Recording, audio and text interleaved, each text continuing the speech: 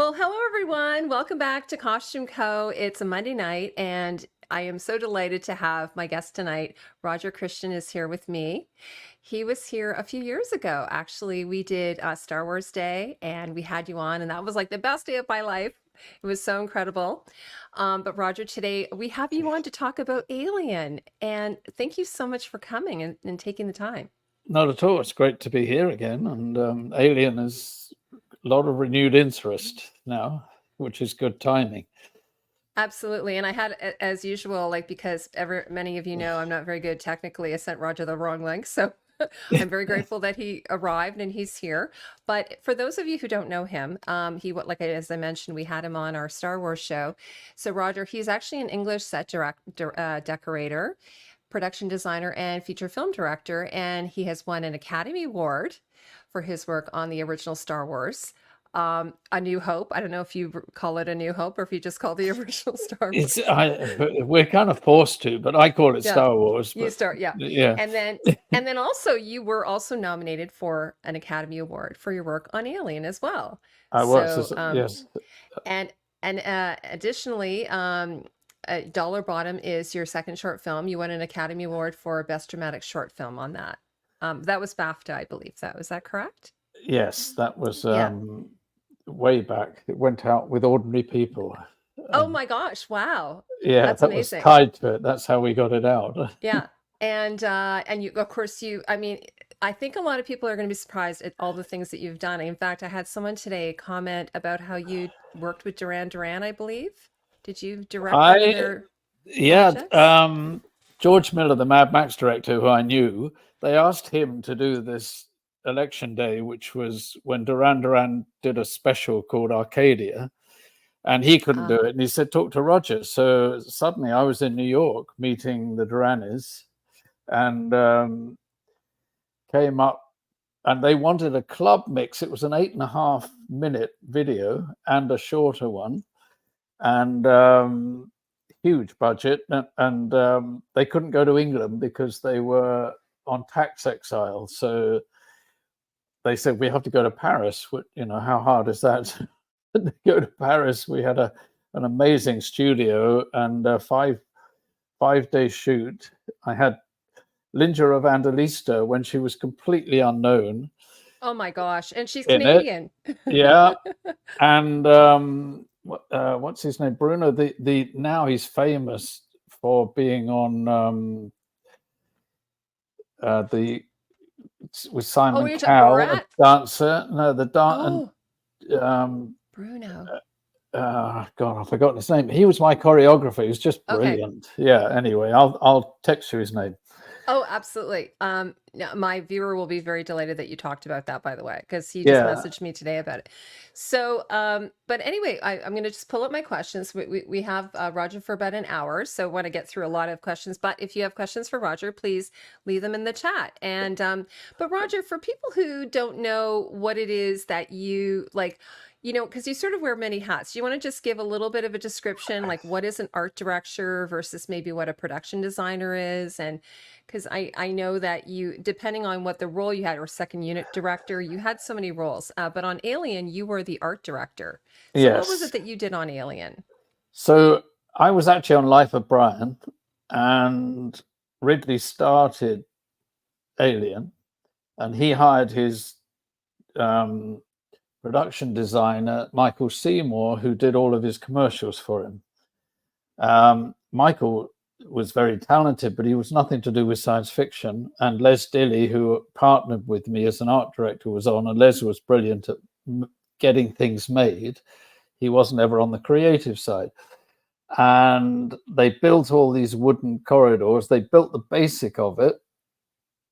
Life of Brian collapsed when Lord Delpont read the script and said, "I'm not backing this." It collapsed. The same day that it collapsed, Ridley called me and said, "Get your backside down here to Alien. I need you." So I went to Shepperton, read this script, and I knew Ridley. I art directed commercials for him and his brother. And so I read the script, walked in an office where there were 6 original Giga paintings around the wall and thought, wow, this is going to be something else. And loved it. And they said, fine, can you start now? So it kind of sums it up. I walked across the stage to meet Michael Seymour, the set decorator, which is what I did on Star Wars. Ian Whitaker, who was a dear friend of mine who did period films and dipped curtains in tea and made things look old and did that. He rushed up to me and said, "Oh my God, thank God you're here. What do I do with all this scrap? I don't know what I'm doing." So I had to take on the entire look of the interior of the Nostromo. Michael had hired some kid who'd never worked on a film before who said, "I can do what Roger did. I can make it look like that." And he bought a little tiny pile of scrap. So what happened and how it really came together was Ridley wanted Sigourney Weaver. Obviously, the studio wanted a star in that, but they'd agreed to let him do a screen test. So he came to me and said, "Can you build me a piece of corridor like you an army truck based on what you did, your techniques in Star Wars for the Millennium Falcon?" And they built me a quick piece of corridor, and I got stuck in. I got the effects boys to make switch panels. I got all, and I went and got the buyer on Alien to go and buy me proper airplane junk like I did, jet engines and parts of airplanes and sewer pipes and everything. We made, and this is on YouTube, you can see the screen test, and I made exactly what I felt the used old space truck dripping oil, well traveled across the universe would look like. That's where it started. And the only thing that changed in Rush is it had portholes in it, which just didn't work for that claustrophobic kind of trapped in space feel. So those went out. Apart from that, that's the origin of the whole look of it. So I inherited doing this. And Ridley had an idea. He wanted to drift around the ship at the beginning of Alien. And so they built the entire interior on 2 stages linked together. And there was this kind of snake of wooden structure going between all the stages. And you went in one little bit and you were in that ship. You couldn't get out. So part of that was the corridors, which were extensive, the bridge, the communications center, the room where they all ate, all of those areas like that. So I inherited it. I had the special effects boys too designated to me only because I wanted to go further than Star Wars. And with the bridge, I wanted it so that if they pushed a switch, something would happen. The light would come on, things would change. So we wired everything up so it was as real as I could make it. I got the corridors going, and then I inherited this bridge set, which just drove me insane. The amount of work to pull that up, and you've got a photograph of it, and you can see how layered it is. Here, let me grab it here. Okay, so let me see. You're going to have to tell me which one's the bridge. Is that the bridge? That's part of it, yeah. And there's Okay. another one, the shot there. There you go. Look at this. So I had to do this, and again, just to put this in perspective, Alien was very under budgeted. It was the first R-rated science fiction film, so Fox were very nervous, and Ridley had only ever directed a period film, The Duelist. So there was a lot of nerves about it. He was supposed to do Tristan and Isolde, I believe, but that fell through. He was working on that and the script, and this came up, and he just jumped on this because he was so blown away when he saw Star Wars and thought, well, this is a chance to do something now in science fiction. And a month, 6 weeks before shooting, the Fox pulled $600,000 out of the budget. Well, if you look at Alien, it's all sets. There's no stars in it. The actors were salaries were not that high, nor was Ridley. So it came out of the art department, and it crushed a lot of stuff we were doing. And we just had to find ways to do it. So I kind of went back into my, okay, we got to make it out of stuff mode, like I did Star Wars. Yeah, no, can you tell me, okay, because I know for those who don't know, because we did talk a bit about this when we had you on the Star Wars. So how, like, first of all, where do you get all this scrap, like airplanes, and like, are they from, like, graveyards? And then where do you put it when it arrives? Like, do you have like a massive warehouse where you can sort of start sorting? How does that whole thing work? I'll send you a picture from Star Wars of me by Okay. the piles of junk. Okay. Yeah. I I didn't have it's the story starts on Star Wars because I didn't have enough money to build anything and no time. I never built one prop on Star Wars. Everything was found objects, and the look of the Millennium Falcon, I knew we couldn't make it. So I one day suggested, driving around London, that if I got scrapped aeroplane junk, I could stick it into the sets. And because I had then a director who had made THX, he kind of understood. So I was told to do it. And we flew around 4 airfields in a little tiny prop plane. And there were mountains of junk. I can't tell you. I mean, there were Rolls-Royce Derwent engines lying just in the rain. There were aeroplanes full. Some graveyards had full airplanes that had been decommissioned. I was just having them cut up, taking everything I could, and no one wanted it. It was sold by weight. No one wanted this stuff at the time. So I think on Star Wars I bought, I don't know, enough to do that entire film for about £50. It was really cheap. So Wow. I got the buyer to do the same, and he just pulled in more engines. And I taught the prop crew. And the first thing I did on Alien was said, if you want to get this done quickly, hire the 3 guys I trained how to break this down and put it into sets, because you can't just stick it on walls. It doesn't work. It has to be engineered. They did. They hired the 3 of my prop guys, and you strip out the prop rooms because there's no furniture, no curtains, there's no paintings, and in comes all of this junk. And then they get together with tools and they break it all down. The Rolls-Royce jet engines, we broke into all of its components. I don't know if you know, but a piece of that was in Obi-Wan Kenobi's lightsaber. That was a piece of a Oh, Derwent engine. Um, no, I did not know that. and pieces of it were in the cantina, all Hmm. they were sprayed up and put around the top, all the drinks things. They're all bits of airplane engines. Hmm. So Alien itself was packed with all of this stuff. I crusted it everywhere.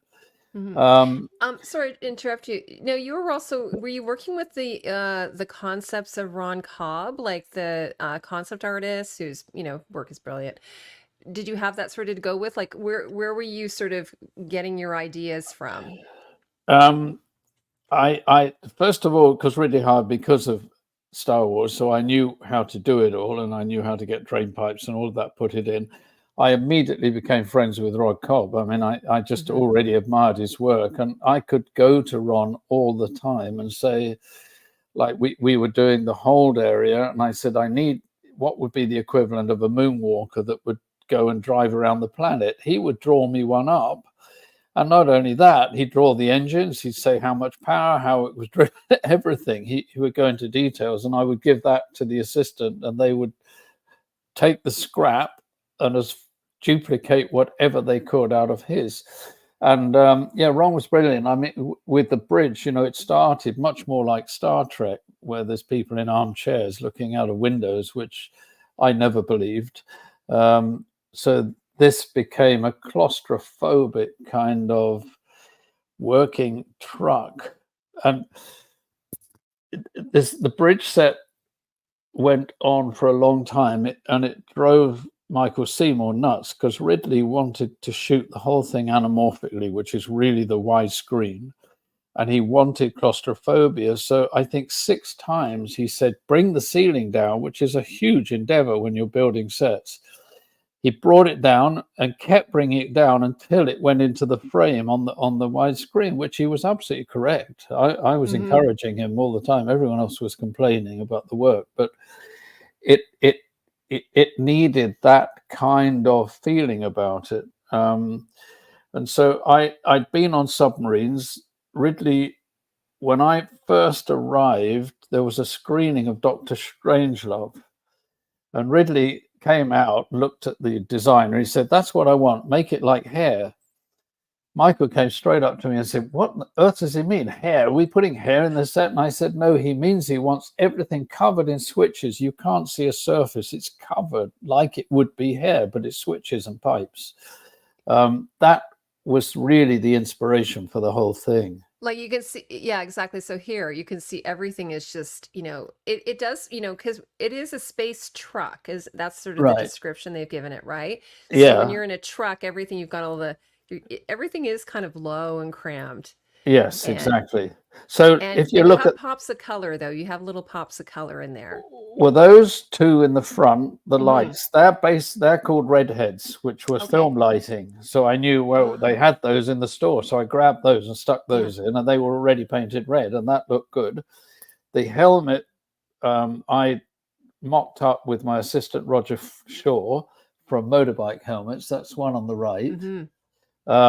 To show you how Alien made, this kind of started it off. The Do you want to go first back? thing, Sorry. no, it's okay. When the ship is waking up, you see the computer lettering reflected in that visor. Mm. No one knew how to do that. Again, the CGI wasn't there at this stage or anything. So I'd said to Ridley, I used to do installations. We had 8mm projectors, and I would put them onto walls and stuff. I think we could make that work. So they got me a 16mm projector. The production crew got some readout and got it onto 16mm film. Ridley set the cameras up, and I handheld this projector, focusing it and moving around until it looked right, and then we just said shoot, and that was in the film. That's how we did it. Yeah, And so yeah, because the other thing I was gonna say, you were also the onset, I believe. So the difference is that, like, so if Ridley Scott says, "Roger, I need this right away." Now, I believe there was a situation where you needed to grab a notebook for Ash or create a notebook on the fly. Is that correct? that's correct. Yeah. The advantage for me was because he wanted to drift around the ship, I got all the sets ready before shooting. So the job that no one in the art department ever wanted was standby art director. You were right by the director, solving problems all the time. Nobody wanted it. They couldn't stop and do other things. I wanted it because I wanted to direct, and I knew Ridley, and I wanted to be right by the camera. So I then took that job over. That was a typical thing that I was on set. Ridley said, Ash needs a notebook. And I went, notebook. And literally, as I looked, the continuity lady flipped out the Polaroid container on an XS70, the old Polaroid camera she was taking, and almost I watched it slow motion into the wastebasket, and I just put my hand in, took it out, and thought, "Wow, there's a notebook." Ran to my office, got some graph paper, and I found a spacey-looking pen, stuck it in there, went straight back. That went in the movie. It is Wow. there. You can just see it when Ash is inspecting the face hugger. Oh, okay. I'm gonna have to go back and check that. Yeah. I just, yeah. And there was Um, another time right up front when Ridley said, "We need the life in the ship." He wanted the papers fluttering as if the air conditioning was working. So I just grabbed the hair dryer from the hairdresser, said, "Get your camera set up." He got set up. I got under, and this was difficult. I was getting scraped by wood underneath the set, and I said, once it's right, just call down to me. So I blew the papers. He said, "That's it now, shoot." And that's how we did it. well, you But were special effects then. yeah, You were just art department. You yeah. didn't get that credit though, did you? No, no, no. That was Um, Nick Older, who's a genius, I have to yeah. say. But actually, I have it. Okay, so Tom is here. He was the one who was asking or mentioning to me earlier about Duran Duran. He has a question for you, if it's okay. Yep. He says, Mr. Christian, was there an artistic advantage being at Shepperton Studios versus being at an American studio? That's a great question. There is. And can I tell a story Of how this, course. I know this? So I was in America. I was looking for to do this all the special effects and things for a movie. I was in America, and I went around the studios, and as you go in, they're greeting you with models in miniskirts and say, "Could you like some coffee? And we'll get you this." And they take you around, and it's beautifully presented and everything. I went back to England to Shepperton, and no, to Pinewood, sorry, and met Bob Keane, who's a genius. He made the eggs on Alien. Bob made. You could look him up. He's a genius guy. I went in this workshop, just you couldn't move. It was everywhere, everything. And then he said, "Do you want a cup of tea?" And I said, "Yeah." He said, "I think I've got a mug somewhere." And he pulled it out, pulled the junk and washed it and gave me a cup of tea. That sums up the difference between the two. And I also remember So he just being, he sort of just emptied it out and then put the tea yeah, in, or did he rinse literally, it and at put the least? tea in, and he rinsed it. So, but I was taken very early on to see the Star Trek set in Hollywood, and this beautiful bridge set. And I was going around, and they saying, "Look what amazing we can do, all remote controlled." And this is fairly on with remote control and stuff. They could pull a quadrant out, and it would move out, all done with pistons and stuff. And I'd noticed a wheel underneath it. I knew what it was. I went down and I said, "Can I ask you what this wheel is?" And he said, "Oh, yeah, that's when that fails, we can do it with the grips." And I said, "What's the cost of all of this Yeah. remote control to pull this out?" See, in England, like the Millennium Sorry. Falcon, it's okay. With the Millennium Falcon, it was built on truck tires with 4 very big beams of wood, and the grips would jump it up and down to make it move. That's the difference, because we're allowed to do that in England. In Hollywood, they would never allow it, and I would never have been allowed to make Star Wars the way I did. Um, and And you probably wouldn't be allowed to do the hair dryer. no, not That would at you'd be all. stealing someone else's job. Absolutely, none of that Yeah. would work. So that's the difference. Yes, Hmm. I heard also that Giger was afraid of flying and he had to take the train. So that probably would have been convenient for him because I believe he was in Germany, so he wouldn't have to. Did you hear that story about him being afraid of flying? He had a lot of fears, actually, I from what I didn't read. know about that. He didn't like movies and what they did with them. So Well, he came to see us for just to visit. And when he saw the sets, when he saw Ridley's storyboards, when he saw what we were doing, he decided to stay and help. So I went down the first day. He was there. I said, "What do you need, HR?" And he said, "I need bones."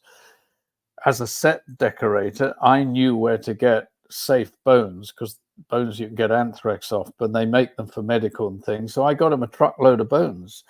And that's interesting that you say that because I remember reading about that and I was like, where did they get these? And like you say, would they be safe? yeah, they were safe because they were for Okay. medical Oh, use okay. and Oh, building that's things. interesting. So I knew exactly where to get them. And we built him out of flats on the corner of a stage, a workshop. And then Giga got to work every day. He was in there and he was sculpting like the big alien ship and the landscape. He sculpted in miniature using the bones, which were then drawn up by Les Dilly and then converted into a huge full-size set. And then he airbrushed everything. He was on the set airbrushing the final colors and everything on the big mothership there, the alien ship, and the sets, everything.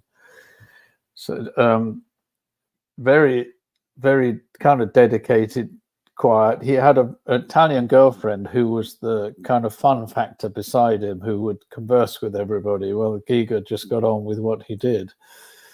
Yes. He used to make me laugh because I went. We had lunch in the pub in Shepperton every day with him, and I was basically the translator for him, because he'd say, "What is this toads in the hole?" I'd explain Oh, that's it. hilarious. I would say it's sausages in batter, Yeah. and the worst one was spotted dick. He just couldn't Yes. understand that. But I said it's a pudding with currants in it.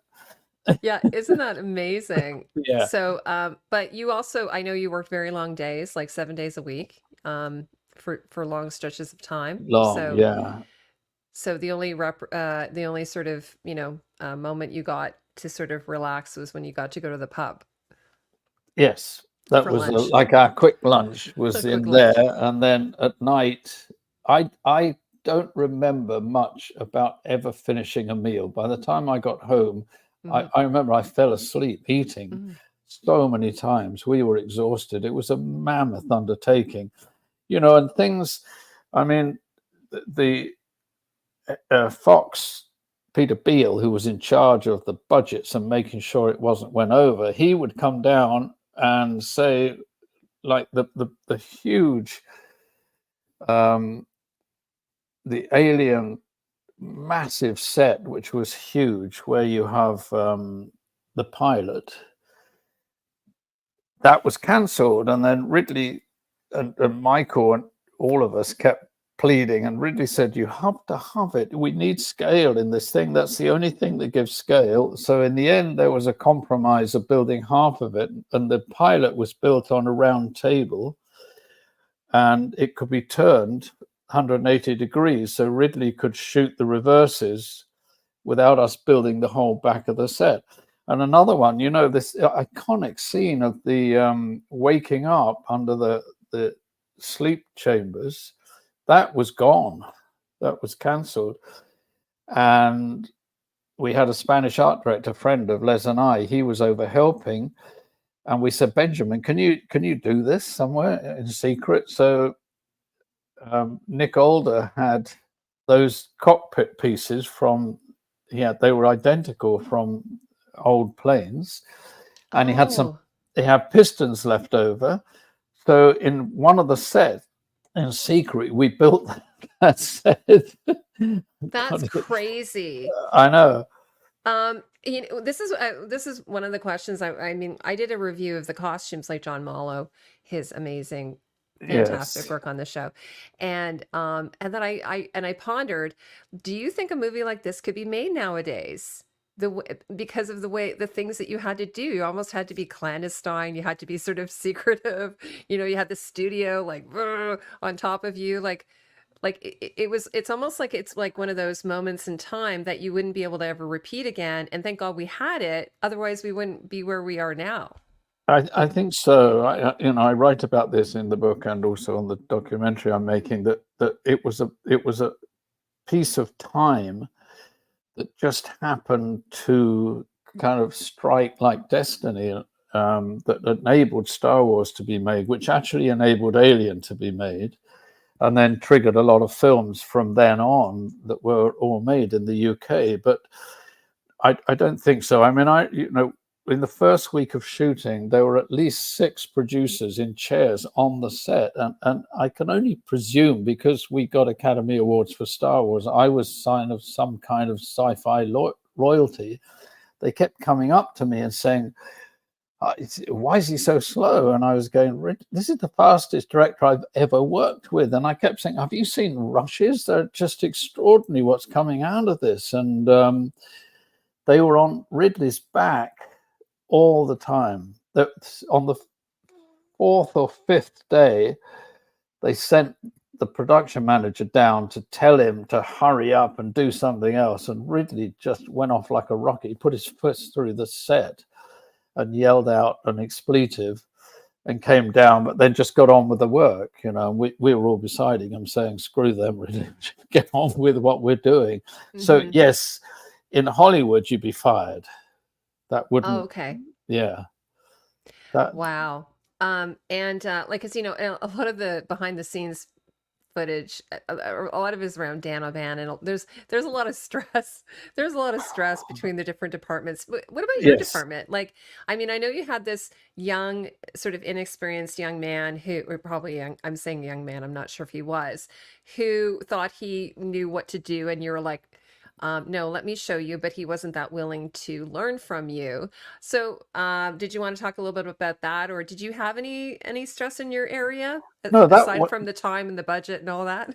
no, I mean, the time and the budget to get everything done. That's why we were working 7 days a week. And my girlfriend at the time, who I married, she would come down on a Sunday lunchtime, and we'd sit in the field and have lunch, and all the girlfriends would come. That was it. That was about Wow. as much communication as we had, because going home at night, we just all fell asleep. And Ridley had a Rolls Royce. He was on his third Rolls Royce then, because he was the king of commercials globally. He came in one day and I said, "What have you done to your head, Ridley?" And he had marks on it. He said, "Oh, I'm falling asleep on the way home at 2 a.m, and I rely on my head hitting the windscreen to wake me up." Oh my gosh. So these are the stories that kind of sum it up. But yeah, this assistant was so resentful that I'd come in to do this, causing so many problems and refusing to do anything. And it got to the day when I went home and I was told to fire him the next day. And I think he realized, and he came in the next day and apologized to me. And instead of punishing him or anything, I said, "Look, I'm here because I've done this and I have a lot of experience, and what you should do is learn." And I said, "Well, I'm going to give you a task." And I gave him the Ron Cobb drawing for this kind of moon vehicle. And I said, "Go and get all the scrap and build that." So I kind of mentored that, but he'd never stayed in the film industry. I've never seen his name again. The tension was huge between Dan O'Bannon, who wanted to be designing this film, and I think he veered more towards, you've seen his film, his space film that he made. Sky, is it Sky Tracker? What's it? Oh, sorry. He even makes oh, it's written by John Carpenter, I believe. Is it that Yeah, one? they were bouncing about There's a ball. on the balls and things. Dark Yeah, Star. Thank you, FX. Thank yeah, you. yeah. So I think his vision was not quite what it was, and because of interfering all the time, they were locking him out more and more and more and more from it. There was tension there going on. There was tension with the producers, worried all the time about the budgets and always coming down. And Michael Seymour's attitude to them was fight them. I remember he called Les and I in the office one day and said, "They're our enemy. Production's our enemy. We fight and everything." And Les and I went outside and I said, we have to get on with them. We have to make it work. You know, we know how to do this. We did it on Star Wars. Mm-hmm. So yeah, because I think George Lucas, I believe, was constantly, I believe, at battle about the budget as well, and poor guy, I think he ended up in the hospital because it was so awful. It was stress. Yeah, they thought Yeah. he had a heart attack, and in fact, it was sheer stress on him to get through this monster. And what was different was the crew.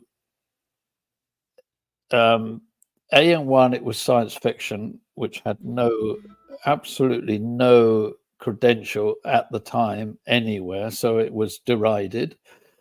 Anyone who read science fiction was derided by, it's not Shakespeare, is it? That's all I get told. The director of photography was against George from the beginning. I don't know what happened to him, but he was miserable and caused so many problems for George.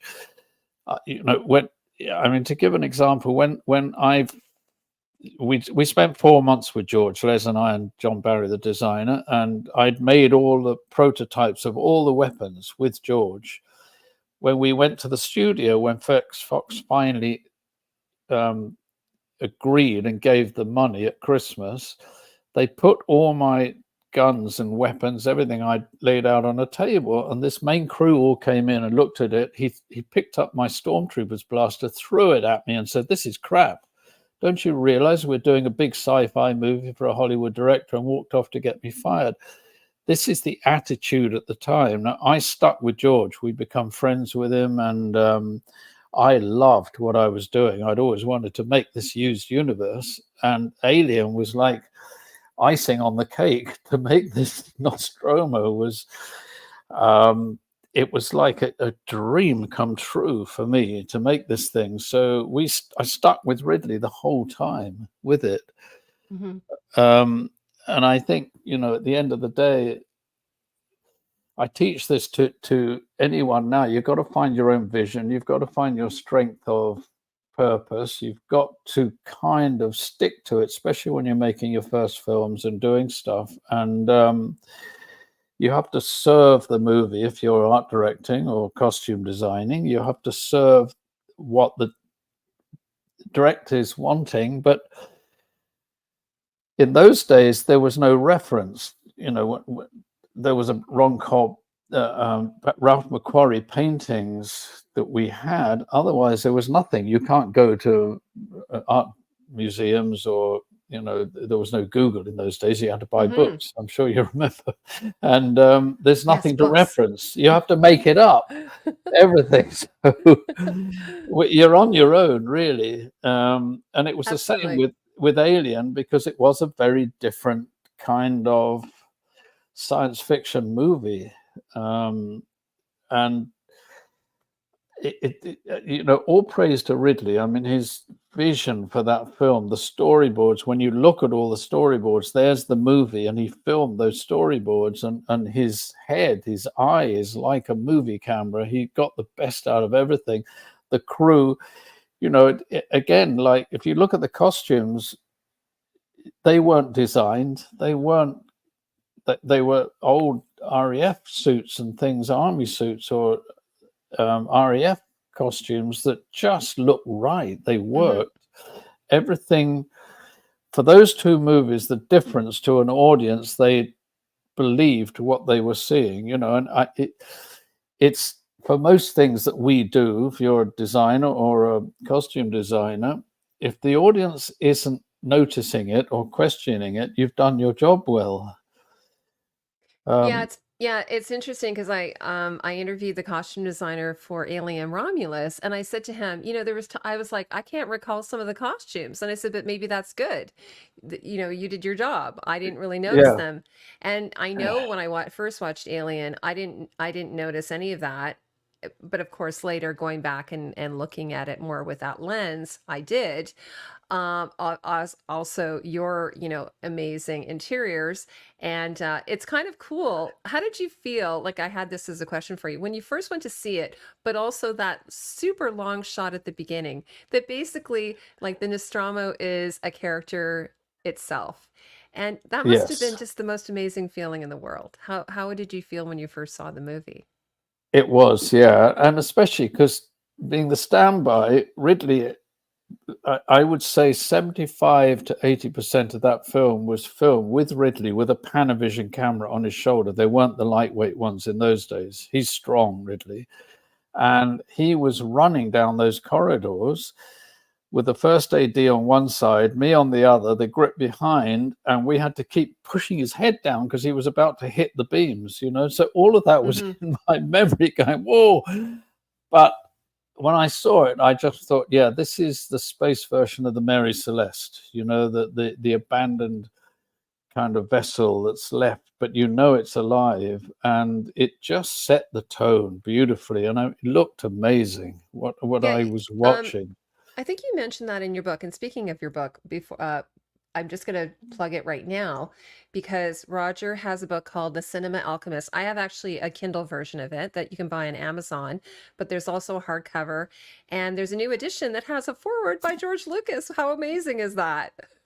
They told me they finished the run of it and they weren't going to publish anymore. And I said, "Are you nuts? Star Wars is like going twice as big in the last year and a half, and I'm doing all these now events and stuff." So I had to write to the original owner of Titan, who I knew since the 70s. He owns Forbidden Planet in London. And I told him what was going on. So a week later, I got, wow, we're going to republish your book and we're going to do all of this and everything. And then he said to me, we know George Lucas doesn't do anything anymore, ever, nor Ridley. He's so busy. Could I get somebody to do a forward? And I knew I could get Guillermo del Toro to do it. And then I thought, Wow, that's what? very cool. Yeah. And I thought, what? I've never asked George for anything.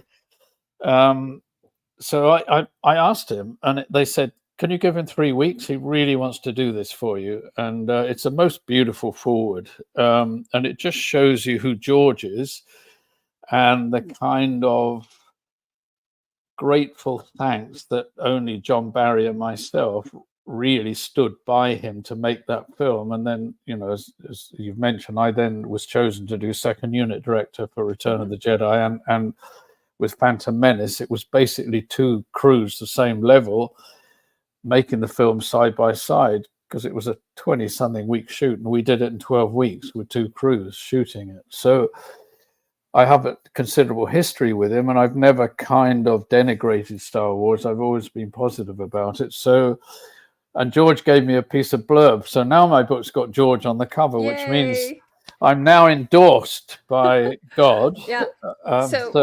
So we're going to give a copy of it away at the end of the live stream, Joe. I just want everyone to know, and then that'll be the new edition because it just came out in September. I think you said. Is that it's correct? out now? Yes, It's out now. I on had Amazon. I had about 20 copies, and I sold them all at London Comic Con. So, and if anyone Amazing. gets it here in Toronto, of course, I'll sign it for them. And Oh, amazing. Okay, dedicate awesome. for them. Yeah. Now, I do have a question from someone in the chat. Subliteral. Hi, Subliteral. Says, good evening, sir. Have you ever worked with a director who didn't understand what people in your field contribute to a film? I have. Not Ridley, though. No, Ridley knew. I mean, these, and George never asked me how to do anything or gave me any instructions. I gave him every prop, every set, everything, and he never questioned anything because we had the same head, if you like. Same with Ridley. I just did everything. The first thing I ever did while he was doing storyboards was the alien tracker. And I found a radio that was built like an army command. And I thought, wow, that's pretty cool. And I just stuck bits like I do on it and took it, and that was it. I set decorated the final remake of Beau Geste with Marty Feldman. And Marty, as an actor, comedian, had no clue of what we were doing. And there was a constant fight with us and the designer on that one because he never understood. Otherwise, most of the ones I've worked with understood. Ken Russell was notoriously difficult to work with, but for me, he was a joy. And again, I think because I kept presenting him solutions rather than going, "What do you want, sir?" And I think but working in America, it's not so easy because you're working for committees. You're not just working for the director. That most of the directors, if you're working for Cameron, say, then he knows what he wants and he has autonomy on the set. But if you work for most, then you're not just appealing the director, you're appealing to an entire committee who are worried about the film failing and want everything that they've seen before, nothing new, which is why things are so difficult. And I encourage everybody to watch Gareth Edwards' film, The Creator. And I don't know if you've seen it, but I haven't, but my husband has and absolutely loved it. That's the one that was done for under 100 million? 80 million. Yeah, 80 it's like million. Isn't that crazy? He shot it. Ridley said he's never done a movie over 109 million. No, because he knows how to do it. We do, but you're not allowed to in Hollywood. It's only by spending a lot of money that they're getting the best. That's not always the way. That's, it relates to that question early on. We just couldn't do it there. I have a question for you regarding, you've worked for these two massive properties. I mean, in your wildest dreams, could you have imagined, okay, not just one, but two would go on to have be such huge franchises, and now we have a new generation of young people. I know you have a son, I have sons who are now able to enjoy these properties. Like, how do you feel about that? That's got to be crazy. Well, I showed my son's 10, and obviously the house is filled with lightsabers you can think of. I've got my I've got my Darth Vader and here's my I just picked this up. This is there you go. This isn't your movie, but this is my Han Solo here. He's always up behind me. See, I don't know if you can see this, but we're at London Comic Con, and my son he thinks he's landed in heaven, obviously. Of So he course. made, where's the camera? I don't know if this will be Oh in my God, focus, that's so but he cute. made a Lego, and that's me. It's got Oh my glasses, gosh. I love it. grey hair. So my son And did that. glasses. Yeah, you can see them. I love it. It's That's so good. creativity, you see. It's so Yeah. good. That just, Um, it just must boggle like, his mind. he's pretty cool and he's very smart, thank goodness. So it doesn't impress him. It's just like Yeah. it's this. He understands, and what to me. And I lecture this and I talk about this, and I'm endlessly asked questions at every one of these Comic Cons I do and everything. I get so many families, and I keep saying George made his films for 9 to 12-year-olds. It's not his fault that adults like them equally. And what he did was create family movies. So I get so many parents and children communicating, which is hard nowadays because they're all embedded in Nintendos and iPads and stuff. And so I embrace it. And in fact, kind of Alien is the first R-rated, but I showed Arjun about 6 months ago. I thought, you know what, it's time you watched Alien. And he never once went to get the iPad. He's normally watching and something else like they do going on. He sat riveted and watched it and said, wow, that was pretty cool. And this is a film made 40 years ago. So I think, it's, yeah, I mean, it happened. I just hit a kind of spot on time in the universe where it all came together. And now I've done the book, and that it does have the whole making of Alien, because no one at the time when I wrote it had ever. I never read anything about it. There were just kind of geek magazines that would do interviews and stuff, but nothing on how we actually made that film, same as Star Wars. And it's very important to know it was made by a group of kind of cinema revolutionaries with no money. This is what spawned it. And same with Alien. So it's very important, I think. So I use it to try to mentor now. All you hear is, oh, wow, I'm going to get to Hollywood and make this and that. No, just make movies, and do something. And I mentioned the creator because it's the same thing. I know Gareth, and he made Rogue One, which is one of the Oh, best. amazing. Yeah, Hmm. I wrote him. I was editing my first feature film, The Sender, in Hollywood at the time, going through hell with the studio. We're trying to change it and do it, and I was so angry. We went to see Blade Runner one night downtown, and the film broke. People were talking and everything, and I hand wrote a note because Ridley was in Mexico and said, F them all, Ridley, you've made a masterpiece. And I sent him this whole angry note. I did the same to Gareth because I realized they weren't getting the creator. It's the most brilliant kind of contemplation of AI. And I think these films, most American films are kind of targeted, that type of film, to 18-year-old, 20-year-old males in America. Like Blade Runner, it makes you think, the creator. And he made this. He went to Best Buy and they bought 8 FSX cameras for $6,000 each. And he made the entire film on those. No Wow. no movie cameras, nothing. And that because he hand holds, he does all the edit, he does all the operating like Ridley does. Oh, So Roger, so I have to show you this, by the way. Speaking of Blade Runner, I have this Blade Runner collection here that I got.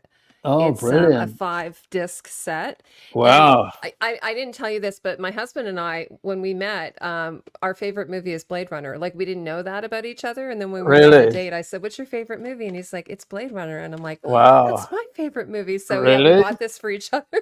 Oh, how nice. Yeah, So so but we're sci-fi geeks here. So no, he said to me, yes, Heidi, you have to watch The Creator. It's so good. it is So I very, will. very interesting movie, and it makes you think, and it's visually Yeah. stunning.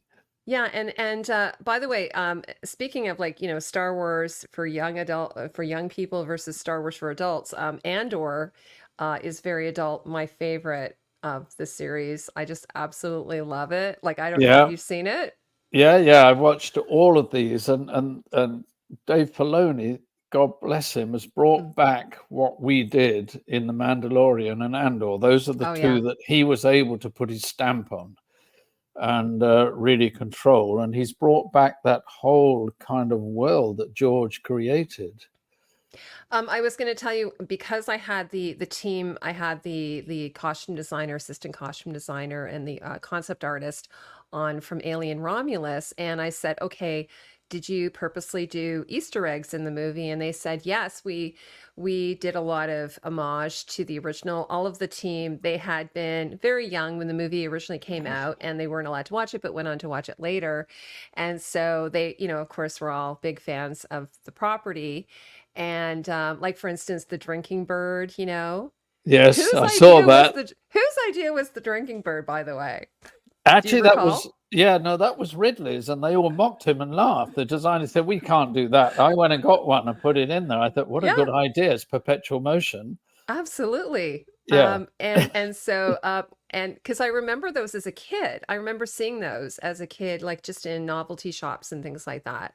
Yes. Um, but also like I remember John Malo was talking about how Ridley made you guys get a stamp.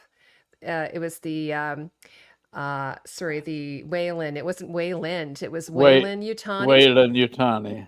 And Yes, he said, like, Ridley was like, you have to stamp everything. Well, so he made him get a rubber stamp and go around we stamping did. the, but at the same time, the Wayland Utani isn't really uh discussed or in the No, script at all. Is that no. correct? That was correct. That Mm-hmm. all came up. I noticed that was in Alien Romulus. That was It referenced. was. Yeah. Yes. And that was Um, where yeah, that was where they started. I think that was the like company got out of control. For sure, because it's supposed to be just after the events of Alien.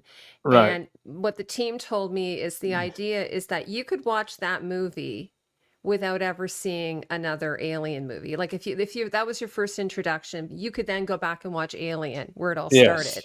Yeah. But if you didn't want to watch them in order, but in order it would be Alien and then Yes. that one. Did you have a chance to go see it though at the theater? Yeah, yeah. I took my son to see it. We went to see it together, and yeah, it.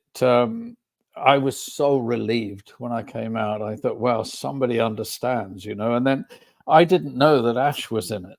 That was a huge shock for me. That was, yes, that was, and back to that whole thing with them doing, and start, obviously Rogue One did that, recreating these characters. Blade Runner, the sequel Yep. did that. So, Yep. yeah, I think, and then as maybe the technology gets a bit better, it'll be, because I think that was the only thing there was like, oh, there's a bit of uncanny valley, maybe. I don't know if you felt that at all. Yeah, a little bit, but Hmm. I was very relieved because I could see he'd done as much live action as he could, and most of the Alien was live, like we did, and he made it work. And there is a difference. I look forward. I love computer animation. I love what we can do now and everything, but there's something kind of organic Hmm. about it.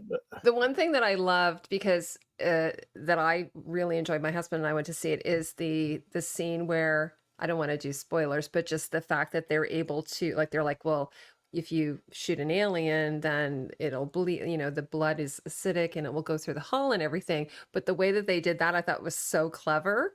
Yes. And they set it up from the beginning. So I thought that was a really interesting way to Yeah. tackle that. It was, and he was able to. It's so difficult because you've got this iconic scene of the chest burster, and you can't just repeat it. It's not going to work. But I Hmm. thought they got the whole audience tense. I could see that he did it really well. It's a very good film. Yeah, I actually, it was funny. Last night I was lying in bed thinking that maybe you could have built a taser. That might have been a way to at least disable the alien long enough to like throw it out the. Right. Well, then we Yes. wouldn't have had a movie, right? No, exactly.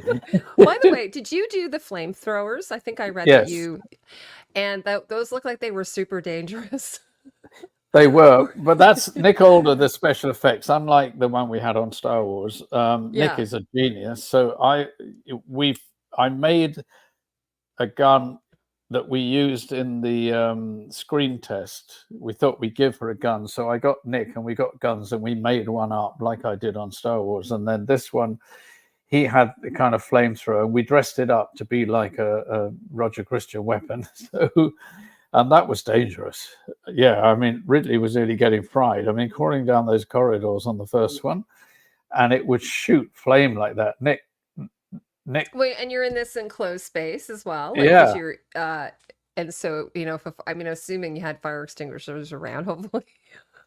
yeah. I mean, You it guys was. are like a bunch of cowboys getting together, just playing. Yeah, it was. There was no health and safety in those days. There was none of this mollycoddling. I mean, I think I'm safe to say it now. The cat would not come out of that locker. Hmm. And Ridley kept trying to turn over, and we were against the clock every day. He just couldn't do many takes. And that one of the special effects boys said, "Roll the camera, Ridley. It'll come out this time." And he went on the back, and he just put a kink in its tail, and it went wow.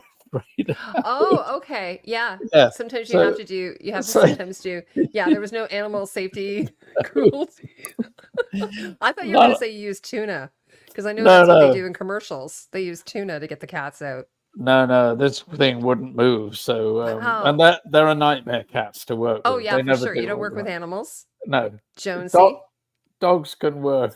Yeah. Do what you want. You Um, can train them, but cats no. well, I don't want to keep you much longer. I just wanted to ask you before we give the book away, though. So, you know, you have no plans of retiring. You're going to keep, No, no. yeah. Directors don't retire. Yeah, exactly. What are you working on though? So I'm doing a Black Angel was when after Star Wars, Alien, and Life of Brian. I thought, you know what, I gotta stop. So I went back to film school, basically to avoid. I was offered then with Ron Cobb to co-design Conan for Milius, and boy, did I want to do that. But I stuck to my guns. I'd written this short film, and I kind of did what I loved. I went back to Arthurian kind of mythic, and couldn't get it made.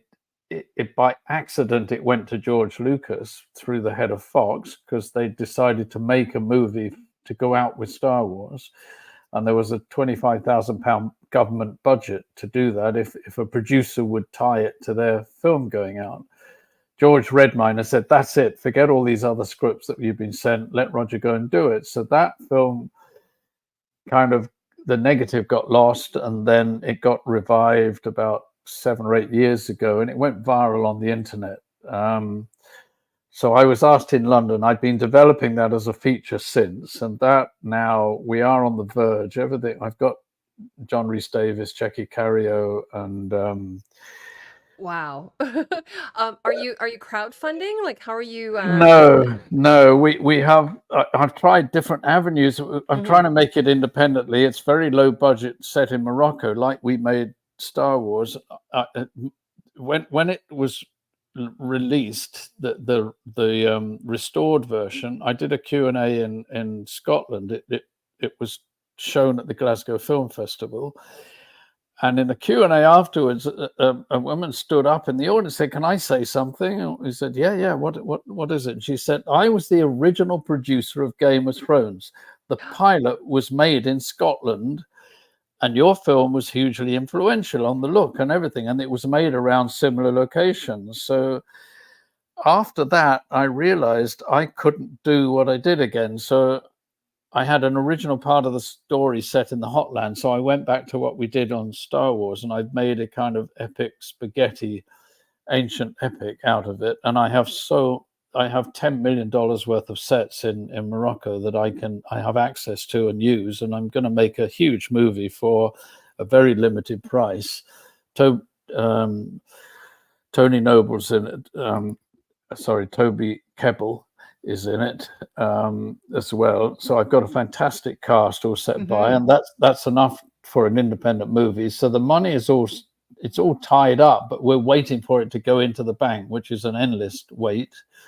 In the meantime, I'm out on the road with the book, trying to get that done, and then the Moroccan producer has asked me to come up with an idea that we could do contemporary that he would fund, and I have an amazing idea for that, which is a kind of YouTuber's kind of version of the Da Vinci Code. Oh, okay. And there's such a lot of legends. So that I'm scripting that, and I'm doing another one similar for my Malaysian producer. Asked me to come up with something immediately if I could, and I'm scripting that at the same time. I've written another book called We Can All Be Heroes, which everything I've learned, everything in my life, I realized I have extraordinary parallels to Luke Skywalker in things that have happened to me. So I'm kind of based it on that, but I'm trying to teach, I do this all the time, teaching how to find yourself, meditations and things. So, we all read Tolle and The Power of Now and all of these things, but they're bestsellers, but no one's actually doing it. So I'm trying to teach people how to do it, because I had to do it myself, and how to basically define yourself, which means you can then find your instinct, and then you can find the power to be creative.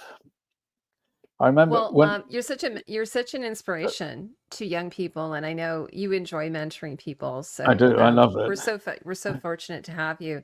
And the other thing I was going to say is, I am also really grateful that you're still telling these stories, because there were like three. I think I watched three documentaries. You were in, I think, two of them, like just very small.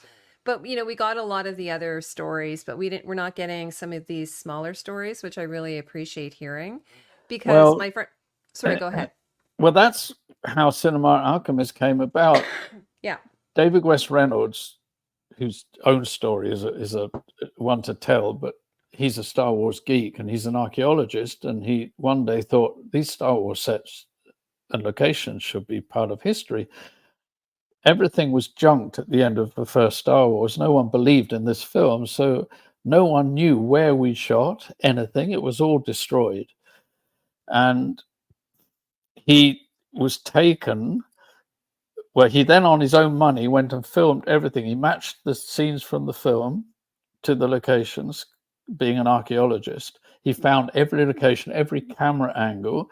And Rick McCallum, when going back on Phantom Menace, got him to go and show everybody where we made the film. And then he became the head of literature at Star Wars, and he wrote the Star Wars dictionary, the making of. And it drove him nuts, because he said, I've gone through the archives, I've gone through every single reference. Your name is never mentioned. John Barry a few times. And when I was directing Second Unit, I was at the July picnic at the ranch, Skywalker. Mm-hmm. He came running down to me and said, I know who you are. You've got to answer these questions and everything. And he kind of forced me to write the book as a legacy, because no one had done it. We're not mentioned in any of the Star Wars documentaries, the officials, because no one knew. And John Barry, sadly died very young. I'm the only one who knows how we made it. John and I were the two creatives side by side mm-hmm. with George. George doesn't know. He was too busy trying to make this film. We were just pulling it for him. So, and that's why I did the documentary afterwards, which we will get out at some point, which is all the stories that I tell. Guillermo del Toro's in it, telling his stories about Star Wars and his influence. Gareth Edwards is in it. He gives me amazing. He gives the chapter points, and something he said in there, that when he was doing Rogue One, they laid out all the guns for him, and he looked through them and he said, well, look at this one. That's a World War II gun. That's, we can't do that. We have to have more sci-fi. And they said, yeah, that's actually Han Solo's pistol. Oh, wow. And he said, I then realized that you take something real that's used and you twist it by adding something 10 to 20%. He said, that's when I learned how to do this.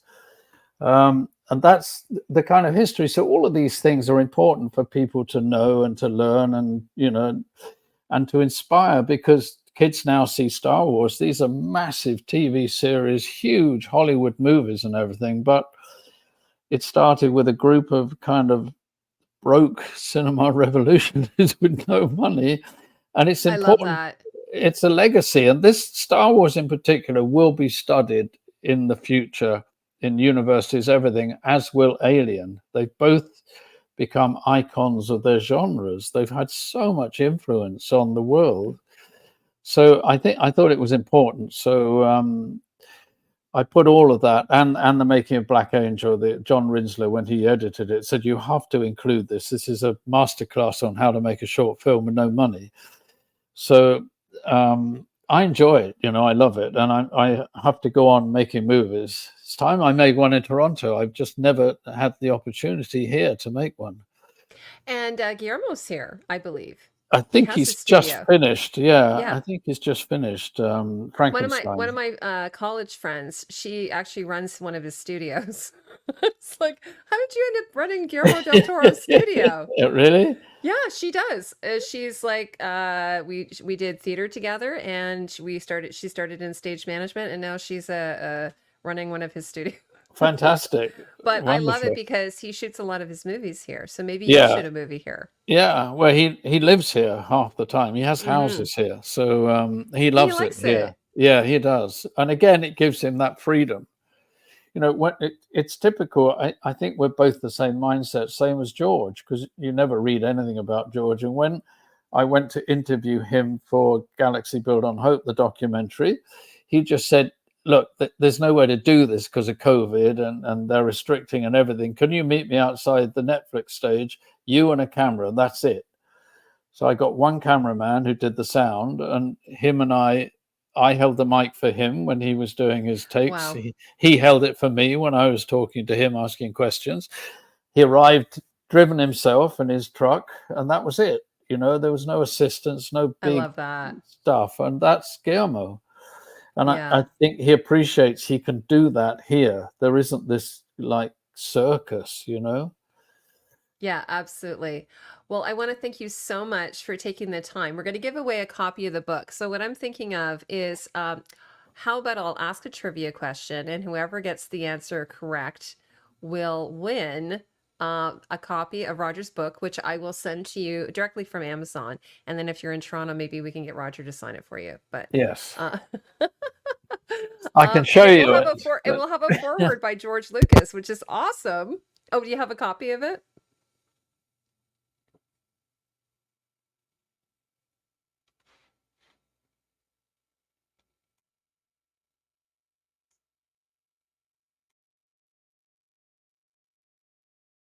Oh, isn't that beautiful? Because oh, that's gorgeous.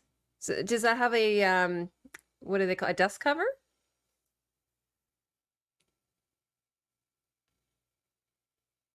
Oh, I can't hear you. Sorry. Roger, oh, I think you're muted. Here, I'll unmute you. Oh, I think you have to unmute yourself.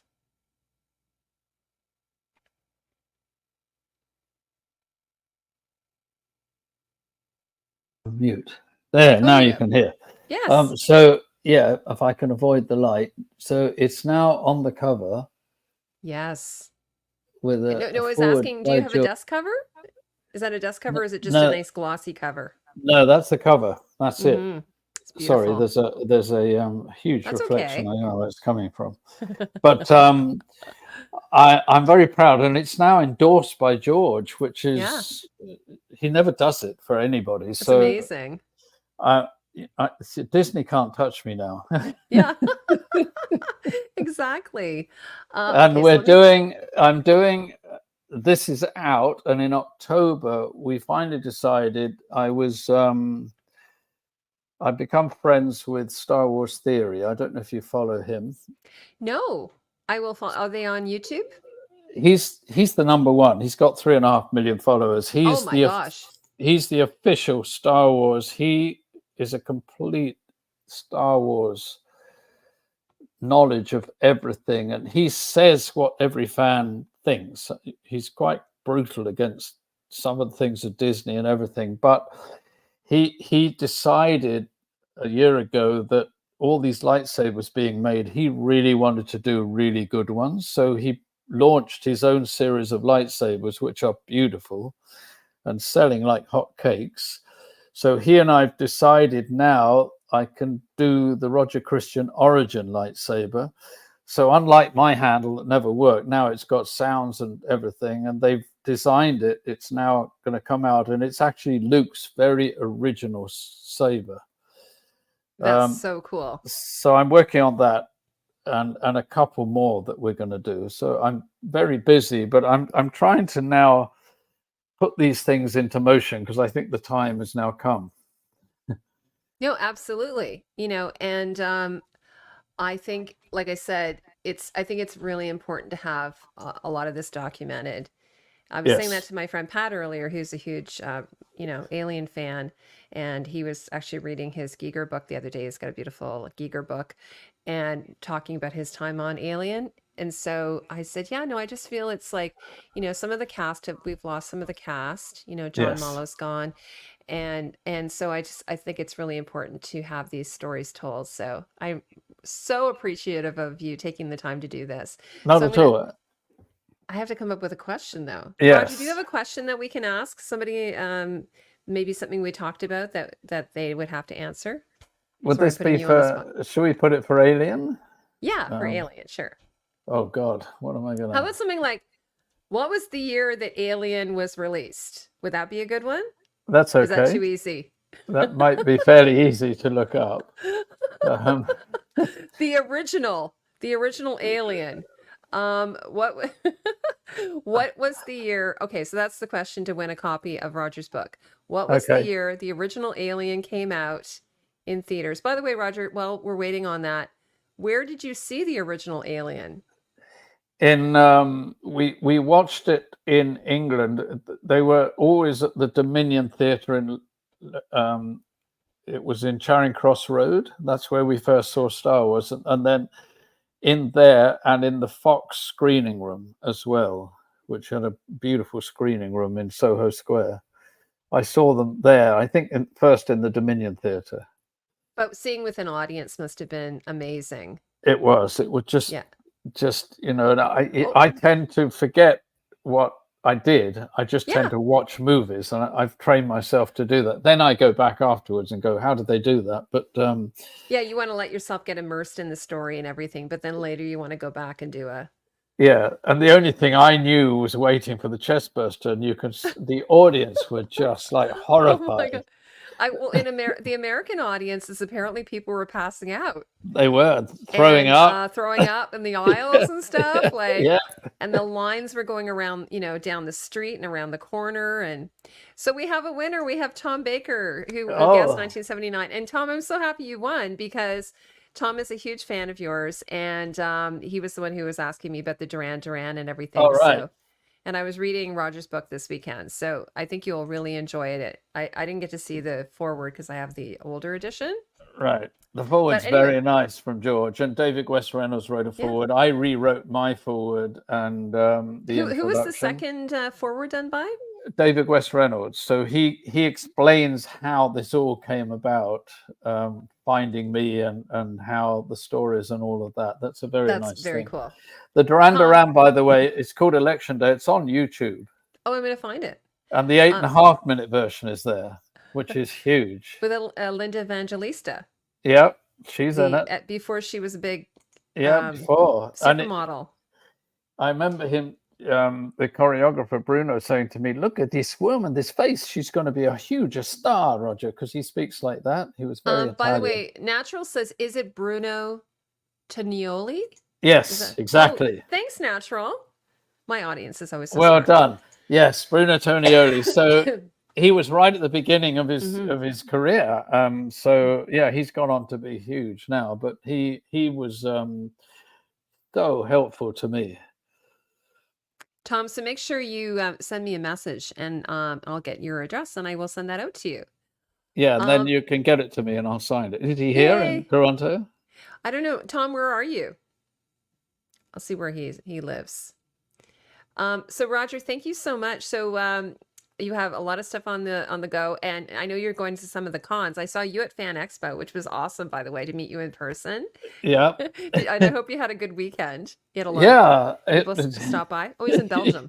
Oh, it is. Oh, there That's a you bit go. far. Yeah, it's just I'd been to the Comic Cons, but I'd never been out. I mean, there's what 100 and 200,000 people, just like crazy fans. So it's great to see. And this, I'm doing a lot of smaller ones in America because the publishers don't publicize the book at all. So I'm out on the road doing it now and getting the word out. So I do another one in Maine in October. I'm going. And I do those shows, and now they've got the book, I can sell them and I sign them and do all of that. So Yeah, I'm just absolutely. out. I'm out doing my work as the publisher now. Yeah, because they're not promoting it for you. You have to do all the legwork yourself. Have to do it all yourself these days. Yeah. Absolutely. Well, everyone who came out tonight, thank you so much, and congratulations again to Tom for winning that. Because I know when we had you on last time, somebody won, and that was really Yes. cool Yep. to get a copy of your book. And like I said, I was reading it on the weekend, so it was reading up about Alien. Also, I love how you talk about all the other people that you worked with, and it's sort of you get to know them a bit better as well. Yes. So.